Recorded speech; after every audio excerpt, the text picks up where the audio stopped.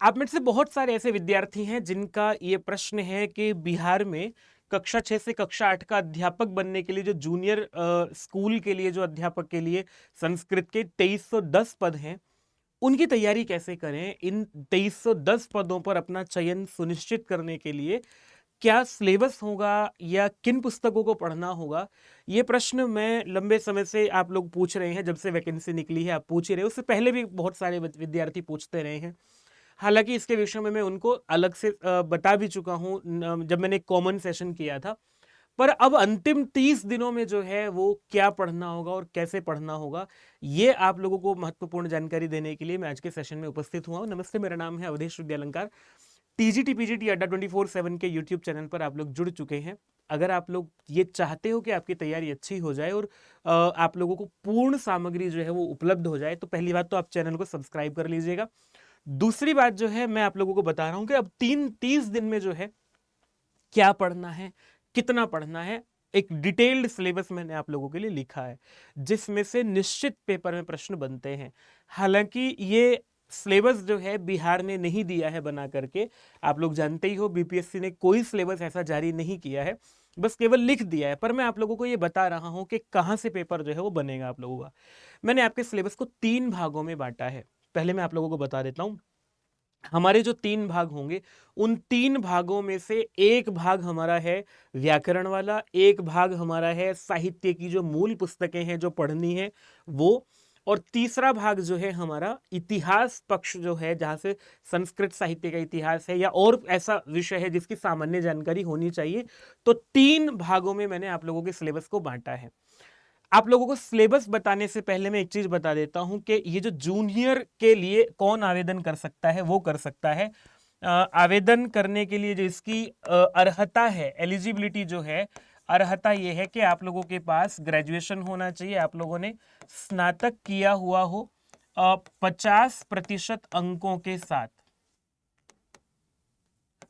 50% अंक आप लोगों के पास जो है वो स्नातक होना चाहिए।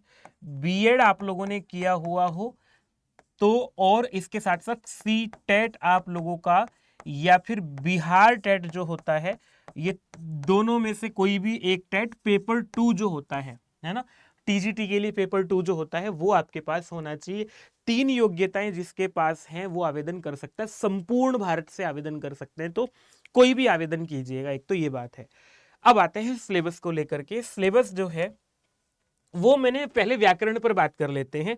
व्याकरण का जो सिलेबस हमारा है, व्याकरण में आप लोगों को सबसे पहले जो है वर्ण परिचय पढ़ना होगा। वर्णमाला जो है, वर्णमाला से आप लोगों को प्रश्न पूछे जाते हैं, कौन सा वर्ण कहाँ से उच्चारित होता है, वर्ण का उच्चारण स्थान है, वर्णों के प्रयत्न है, कितने वर्ण हैं, प्रत्याहार सूत्र कितने हैं, माहेश्वर सूत्र जिसे कहते हैं, वो वाला विषय आप लोगों को पढ़ना होगा।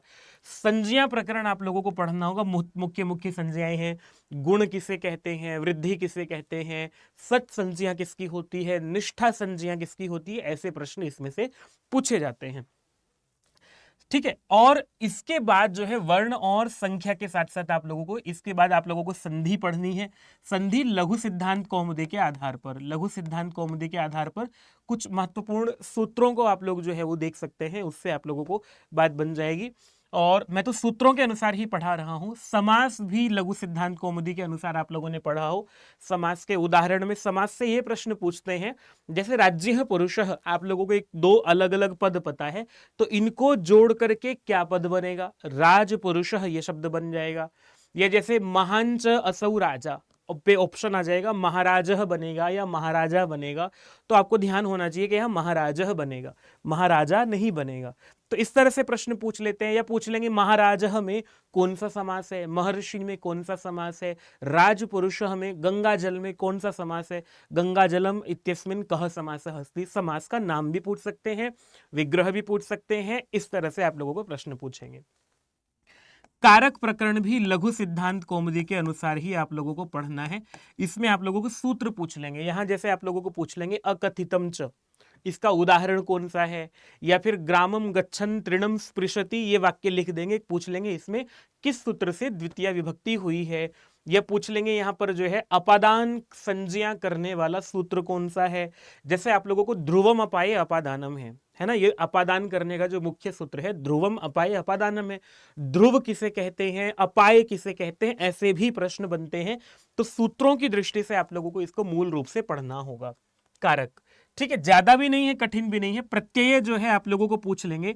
प्रत्यय में आप लोगों को कृदंत प्रत्यय भी पूछते हैं, मैं यहां लिख देता हूं आप लोगों को। कृदंत प्रत्यय में कृदंत है, जैसे आप लोगों को पूछ लेंगे कि यत प्रत्यय चेयम है, चेयम शब्द बना, या पेयम शब्द बना, या कृत्वा शब्द है, तो इसमें कौन सा प्रत्यय है, चेयम में कौन सा प्रत्यय है, या फिर जो है कर्त्री कर्ता शब्द है, इसमें कौन सा प्रत्यय है, ऐसे शब्द पूछ लेंगे। या इसके साथ साथ कृदंत के साथ साथ आप लोगों को यहाँ से तद्धित प्रत्यय भी पूछते हैं। जैसे कि हम लोग जो है वो आप लोगों को जो है मतु प्रत्यय है, या इनी प्रत्यय है, या ठन प्रत्यय है, जो शब्द आप लोगों को अलग अलग प्रत्यय हैं, तद्धित प्रत्यय भी पूछ सकते हैं। स्त्री प्रत्यय पूछ सकते हैं, आप लोगों को पूछ लेंगे नर्तकी, या फिर ब्राह्मणी, या फिर गौरी, या फिर नदी, इनमें कौन सा प्रत्यय है, ऐसे भी शब्द आप लोगों को दे करके पूछ लेंगे। मुख्य रूप से यही पूछेंगे, नदी में कौन सा प्रत्यय है, या फिर आप लोग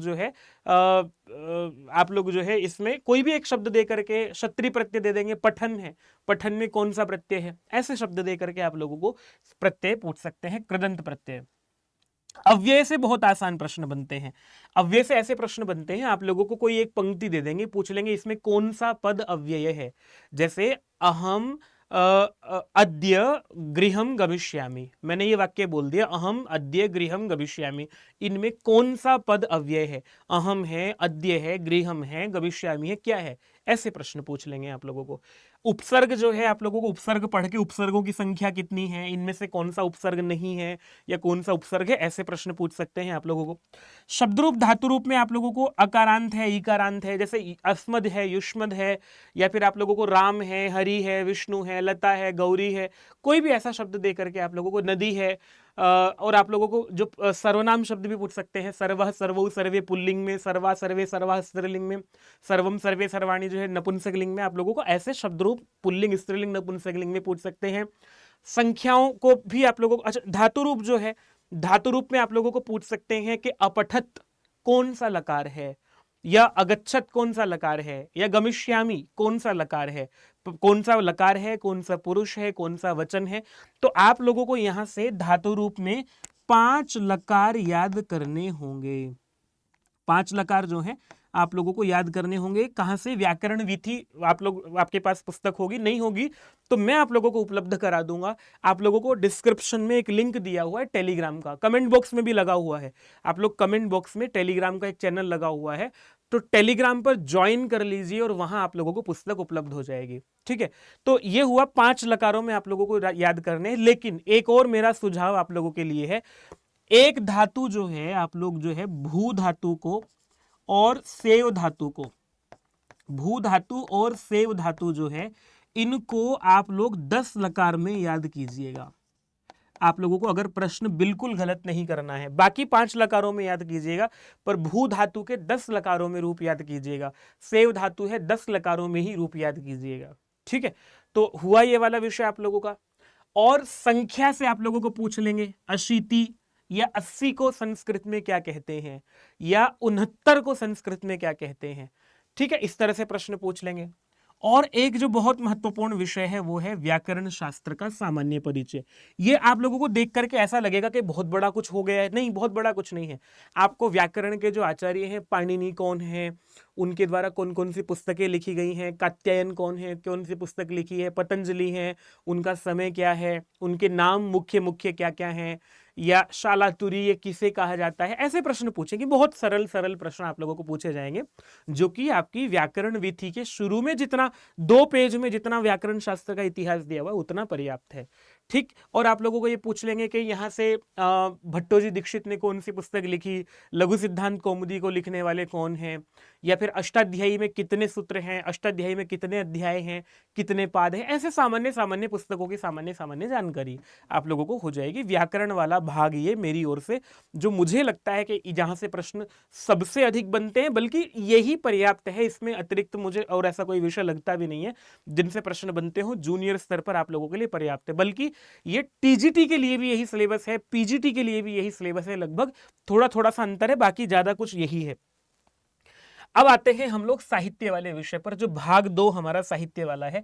इसमें आप लोगों को कुछ पुस्तकों के नाम मैं यहां पर लिख करके दे रहा हूं। वैसे तो इनमें से क्या क्या पढ़ना है मैं ये बता रहा हूं, लेकिन आपको फिर एक इसको बताने के बाद ये भी बताऊंगा कि अगर कम समय है तो कितना पढ़ के काम चल जाएगा, क्योंकि इस सेशन में आप लोगों को ना कम समय में ज्यादा उपलब्ध हो जाए, ज्यादा नंबर आ जाए, सिलेक्शन आप लोगों का हो जाए, इसके लिए सेशन है। तो आप लोगों को नीति शतकम में वैसे 100 श्लोक हैं, पर आप लोग अगर इसमें से 50 श्लोक शुरू वाले भी पढ़ लेंगे, बल्कि 40 श्लोक भी पढ़ लेंगे, कम वैसे तो पढ़ने तो सारे ही चाहिए, पर अगर आप लोगों को ऐसा लगता है कि कम समय है और हम जो है इसको नहीं कर पा रहे हैं, तो यहां से आप लोग जो है वो 40 श्लोक लिख लेंगे तो बात बन जाएगी आप लोगों को। ये क्या लिखा मैंने, हाँ 40 श्लोक आप लोग जो है जरूर पढ़िएगा, जरूर पढ़ना तो पूरा है। शुक्नासुपदेश है, यहां जो आप लोगों को ऐसे प्रश्न पूछ लेंगे। नीति शतकम में कैसे प्रश्न पूछते हैं, जैसे अज्ञः सुखम आराध्य सुखतरम आराध्यते विशेषज्ञः ज्ञान लव दुर्विदग्धम तु ब्रह्मापि तम नरम न रंजयति। तो ब्रह्मा भी जो है किसको नहीं रिझा सकते हैं, मूर्ख को, ज्ञान लव दुर्विदग्ध को, ऐसे कोई भी ऑप्शन दे देंगे आप लोगों को। तो मूल श्लोक पढ़ के उसमें से आप लोगों को ऑप्शन लगाना है। या फिर जैसे आप लोगों को वहां पूछ लेते हैं, एक श्लोक आता है वहां पर, वारांगनेव नृप नीति अनेक रूपा। वारांगना के समान राजनीति जो है अनेक रूपों वाली होती है, तो कौन कौन से राजनीति के रूप हैं या नहीं है, इस तरह के भी प्रश्न यहां से बन सकते हैं। शुक्नासुपदेश है, शुक्नासुपदेश में ही पूछ लेंगे आप लोगों को बाण भट्ट का मतलब कादंबरी जो है वो। अच्छा हाँ, नीति शतकम से ये भी प्रश्न बनेगा किसने लिखी, भर्तृहरि ने लिखी, तो भर्तृहरि और कौन कौन सी पुस्तकें लिखी, ये भी परिचय आप लोग सामान्य देखिएगा। शुक्नासुपदेश है तो आप लोगों को ये देखना होगा कि कादंबरी जो है वो कादंबरी का भाग है, कादंबरी का नायक कौन है, नायिका कौन है, और ये शुक्नासुपदेश में शुक्नास कौन है, इनका पूर्व जन्म क्या था, इनका वर्तमान जन्म क्या है, ये सामान्य प्रश्न जो है इस तरह से आप लोगों को रखने हैं।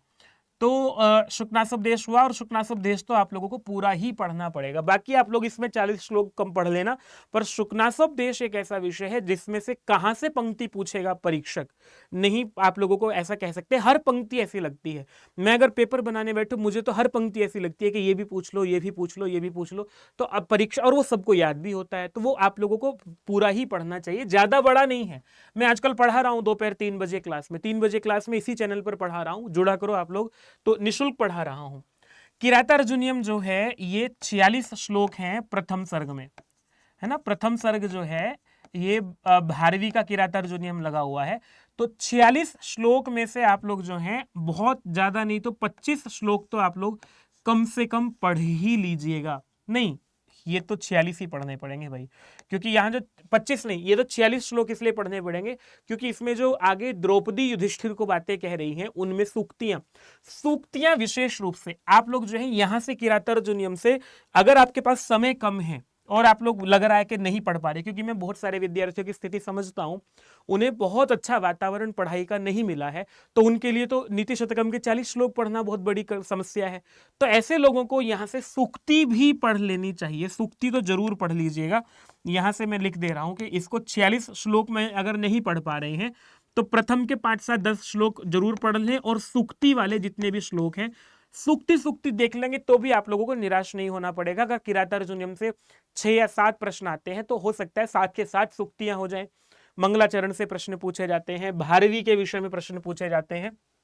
खैर ये बात हम बाकी संस्कृत साहित्य के इतिहास में करेंगे। मेघदूत आप लोगों को जरूर पढ़ना होगा। मेघदूत आप लोगों को वैसे तो 121 श्लोक है, पूर्व मेघ है और उत्तर मेघ है, लेकिन पूर्व मेघ के आप लोग यहां से मेघदूत पढ़ लीजिएगा, 20 श्लोक जरूर पढ़ लीजिएगा। 20 श्लोक पढ़ करके और सूक्ति भी जरूर पढ़ लीजिएगा। 20 श्लोक और जितनी भी सूक्तियां हैं, सूक्ति अगर आप लोग देख लोगे तो आपका लगभग काम बन जाएगा। अभिज्ञान शाकुंतलम है, कालिदास ने लिखा। कालिदास की अन्य पुस्तकें क्या क्या हैं, अभिज्ञान शाकुंतलम नाटक है, इसका नायक कौन है, इसकी नायिका कौन है, इस तरह के प्रश्न बनते हैं। तो यहां से आप लोग जो है अभिज्ञान शाकुंतलम से चौथा अंक आप लोगों को पढ़ना होगा, इसी से आप लोगों का बात बनेगी, और ये तो पूरा ही पढ़ना पड़ेगा। यहां से ऐसे प्रश्न पूछते हैं, आप लोगों को कोई बात कह देंगे कि भर्तुर बहुमता भव, किसने कहा, तो अब आप लोग तभी तो बता पाओगे ना। या फिर आप लोग पूछ लोगे कि ययाते रूप शर्मिष्ठा भर्तुर बहुमता भव, ये कोई श्लोक दे देंगे, पूछ लेंगे किसने कहा, अर्थो ही कन्या पर की एव, ये इस श्लोक में जो है कौन सा अलंकार है। ऐसे शब्द तब पता लगते हैं जब हम मूल विषय को पढ़ते हैं। स्वप्नवास वरत्तम है, भास का लिखा हुआ नाटक है, बहुत छोटा सा नाटक है। इस नाटक की सूक्तियां जरूर देख लीजिएगा, आप लोग पूरा पढ़ोगे तो बहुत अच्छी बात है, नहीं तो एक बार इसकी सूक्ति और कथानक, एक बार हिंदी में आप लोग इसकी कहानी जरूर पढ़ लीजिएगा। आप लोगों को पुस्तक में उपलब्ध करवा दूंगा, लेकिन आप लोग इसकी हिंदी में कहानी पढ़ के और सूक्तियां जरूर देख लीजिएगा, तो आप लोगों का काम बन जाएगा। मंगलाचरण हर आप लोगों को इसका मंगलाचरण क्या है और इसका भरत वाक्य क्या है, ये जरूर पढ़िएगा, इससे आप लोगों का लाभ हो जाएगा। उत्तर रामचरितम का मंगलाचरण है, भवभूति ने लिखा है। भवभूति को भवभूति क्यों कहते हैं, इनका मुख्य नाम क्या था, ये प्रश्न बनता है। और इसमें उत्तर रामचरितम जो है, इसमें 7 अंक हैं, अंकों के नाम पूछ लेंगे। प्रथम अंक का नाम क्या है, अच्छा यहाँ अभिज्ञान शाकुंतलम में भी अंकों के नाम आप लोगों को पूछते हैं, तो मैं यहाँ लिख भी देता हूँ आप लोगों को, अंकों के नाम आप लोगों को यहाँ से जरूर देखने हैं, इससे आप लोगों को बहुत लाभ होगा। अंकों के नाम आप लोगों को पढ़ने हैं। उत्तर रामचरितम में तीसरा अंक की सूक्तियां देख लीजिएगा, है ना, तीसरा अंक जो है इसकी सूक्तियां सारी देख लीजिएगा विशेष रूप से, और ये किसने कहा ये भी ध्यान दे लीजिएगा। आप लोगों को कोई पंक्ति जो है अगर आता है तो वो किसने कही है, तमसा ने कौन सी लाइन कही है, मुरला ने कौन सी लाइन कही है। उत्तर रामचरितम को आप लोग जो है सूक्तियां जरूर देख लें, और सारा पढ़ सके तो बहुत ही अच्छा। श्रीमद् भगवद गीता, इससे आप लोगों को निश्चित श्लोक देखने को मिलेंगे, और दूसरा अध्याय है, दूसरे अध्याय का एक एक श्लोक प्रश्न के लिए बनता है। 70 श्लोक हैं, आप लोग पढ़ने बैठोगे तो बहुत आसान है। मैंने पढ़ाया भी है, यूट्यूब पे भी पढ़ाया है, आप लोगों को पेड बैच में पढ़ा रहा हूं। तो ये आप लोगों को श्रीमद् भगवद गीता जो है आप लोगों को पढ़नी है। इतनी पुस्तकें हैं जिनसे आप लोगों के लिए प्रश्न बनेंगे। आप लोग हो सकता है नहीं लिख रहे हो तो लिख जरूर लीजिएगा ये। अगली बात, अब जो अंतिम भाग है जो आप लोगों को विशेष रूप से देखना है, संस्कृत साहित्य का सामान्य परिचय। इतिहास नहीं लिखना चाहिए था, सामान्य परिचय लिखना चाहिए था। मैं सामान्य परिचय लिख देता हूं यहां पर। हाँ, संस्कृत साहित्य का सामान्य परिचय जो है, सामान्य परिचय का मतलब ये होता है कि आप लोगों को यहां से एनसीईआरटी की जो 12th की किताब है संस्कृत साहित्य का सामान्य परिचय, तो सामान्य परिचय में आप लोगों को ये देखना होता है कि महाकाव्य जो है वो कौन सा महाकाव्य किसने लिखा। जैसे किरातार्जुनीयम है तो उसमें कितने अंक, उसमें कितने सर्ग हैं, उसका जो है वो लेखक कौन है, या कुमार संभव है, किसने लिखा, कौन नायक है। मतलब आप लोगों को मैंने 7-8 क्लास 9 क्लास में जो है ये अभी पेड बैच में पढ़ाया है, बहुत महत्वपूर्ण था। तो उससे प्रश्न जो है, सबसे ज्यादा प्रश्न अगर पूरे विषय में कहीं से बनते हैं तो वो ये वाला विषय है, संस्कृत साहित्य का सामान्य परिचय।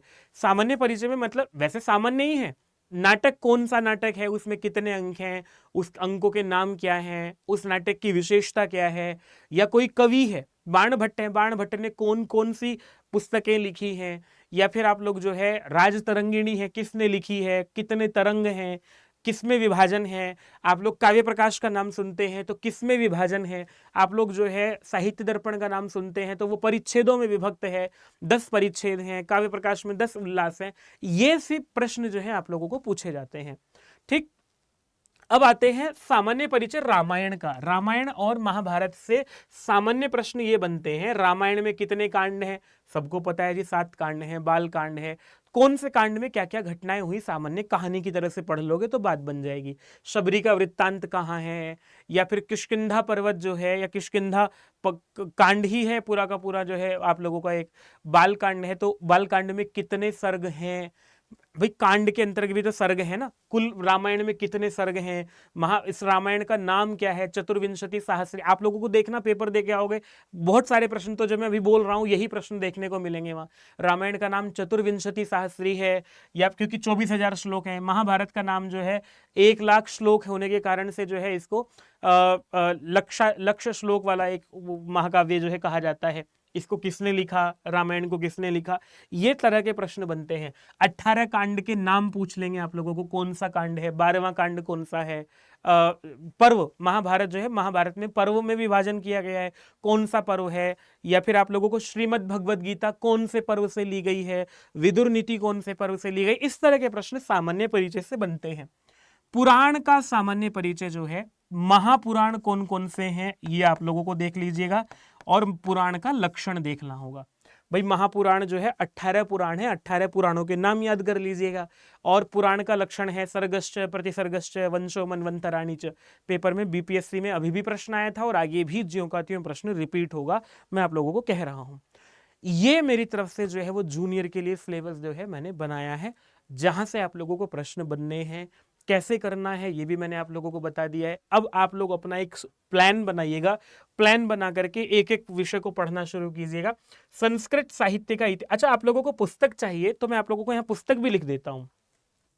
मुख्य पुस्तक जो है वो कौन सी आप लोगों के काम आएगी, तो एक पुस्तक है एनसीईआरटी के द्वारा जो है 12th की किताब है, मैं यहां लिख देता हूं, एनसीईआरटी 12th बुक है जो आप लोगों की, उसका संस्कृत साहित्य का इतिहास है या संस्कृत साहित्य का सामान्य परिचय इस नाम से है।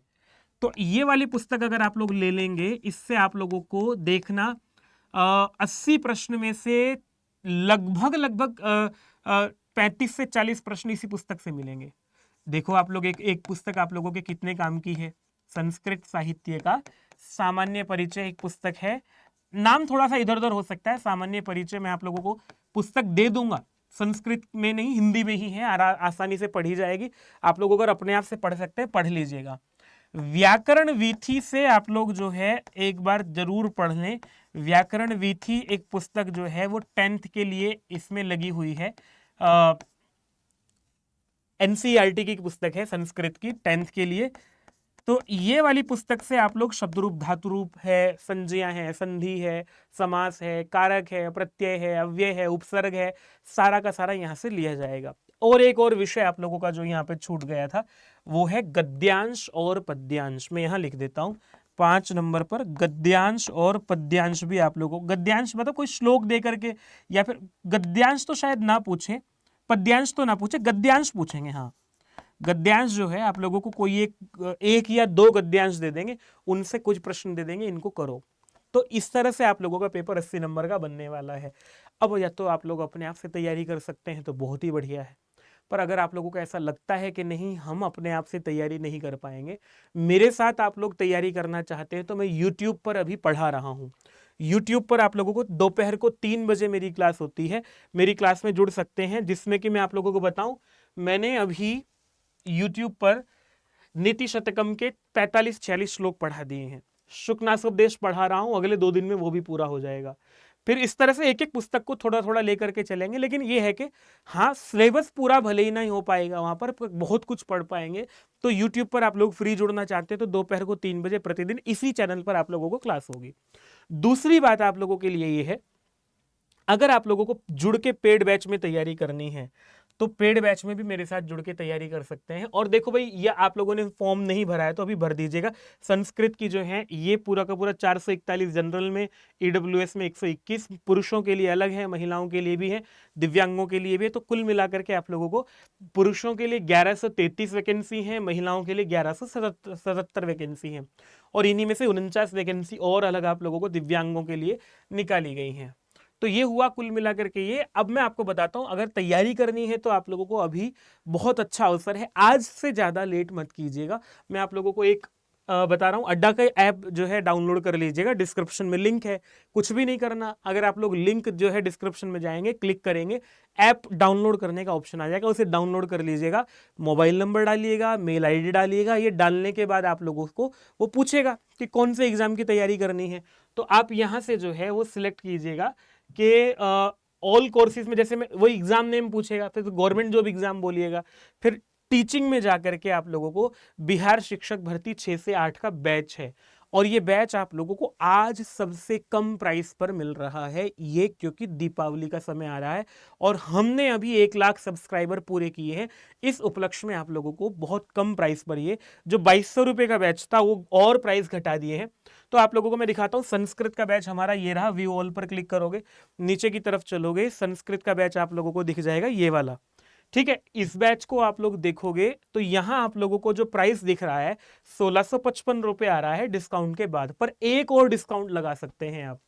यहां बाय नाउ पर क्लिक करके आप लोग जो है वो एक कोड यूज कीजिएगा, ध्यान रखना कोड ये यूज कीजिएगा, निश्चित रूप से आप लोगों को सबसे कम डिस्काउंट मिलेगा, Y321। ध्यान देना, Y321 कोड यूज करेंगे, अप्लाई करेंगे, अप्लाई करके जो है आप लोगों को यहां से ये 1511 रुपए का हो गया है। कुछ कॉइन्स मिलेंगे और कम हो जाएगा, 1450 रुपए के आसपास आप लोगों को ये बैच मिल जाएगा। और इसमें मैं पढ़ा क्या रहा हूं, जब आप लोग बैच परचेज कर लेंगे तो आप लोगों को एक जगह ऐसे लिखा हुआ आएगा 200 घंटे की ऑनलाइन लाइव क्लास। इस पर क्लिक करेंगे तो आपको सारी की सारी हिंदी की क्लासेस भी हैं, रीजनिंग की क्लासेस भी हैं, एक मैथमेटिक्स है, मतलब आप लोगों का जो जनरल भाग है, अंग्रेजी का भी, हिंदी का भी, और जो जनरल आप लोगों का सामान्य जो है उससे आप लोगों को सारे के सारे प्रश्न मिलेंगे, सारी की सारी क्लासेस मिलेंगी। और सबसे नीचे जो Sanskrit by Avadhesh sir batch है, क्लिक करोगे आप लोग, यहां देखो मैं जो पढ़ा चुका हूं आप लोगों को, यहाँ संस्कृत साहित्य परिचय मैंने पढ़ा दिया है, जो पढ़ा दिया है वो क्लासेस आप लोगों को रिकॉर्डेड मिल जाएंगी, इनको देखते रहिएगा। देखो मैंने बहुत लंबा विस्तार से पढ़ा रहा हूं, प्रश्नोत्तर भी कराए हैं, शब्द रूप धातु रूप भी पढ़ाया है, संज्ञा प्रकरण पढ़ा दिया, जो जो मैंने सिलेबस बनाया उस सिलेबस के हिसाब से मैं यहाँ पढ़ाता हुआ चल रहा हूँ। समास अभी हम पढ़ रहे हैं, फिर आगे जो है इसी तरह से संधि, फिर कारक, फिर प्रत्यय, इस तरह से हम पूरा सिलेबस आपको तब तक पढ़ा देंगे। तो ये रहा आप लोगों का अभी नौकरी पाने का सबसे बढ़िया अवसर है, जाइएगा, जाकर के तैयारी कीजिएगा, और आप लोगों को बिहार में अध्यापक बनने की अग्रिम शुभकामनाएं देता हूं। अगर आप लोगों ने इस तरीके से तैयारी की, निश्चित आप लोगों का सिलेक्शन होगा। जो अपने आप से तैयारी करना चाहता है, आप लोगों को हमारे साथ भी तैयारी करोगे तो हम लोग तो पुस्तकें देते ही हैं, पर अगर आप लोग यूट्यूब पे पढ़ते हो और टेलीग्राम चैनल पर जुड़ करके आप लोग जो है पुस्तकें चाहिए तो मैं पुस्तकें भी उपलब्ध करा दूंगा, पर अध्यापक बन के दिखाइएगा। नमस्ते। वीडियो कैसी लगी मुझे एक बार कमेंट करके बताइएगा, कोई भी प्रश्न हो तो छोड़ दीजिएगा। नमस्ते।